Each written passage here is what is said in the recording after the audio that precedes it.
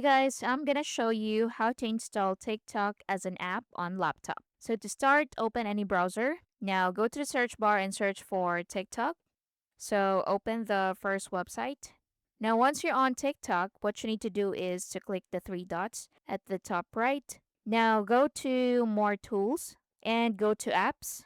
So here you'll see install this site as an app. So click on that and click on install, and TikTok is now installed on my laptop. So allow this app to pin to taskbar, pin to start, create desktop shortcut, auto start on device login. So click on allow, and that's basically it. So you can use TikTok now as an app and use it as usual. So you can also pin this to taskbar. So right click on the logo and click on pin to taskbar. Now, if you change your mind and you want to uninstall TikTok, you can go to settings.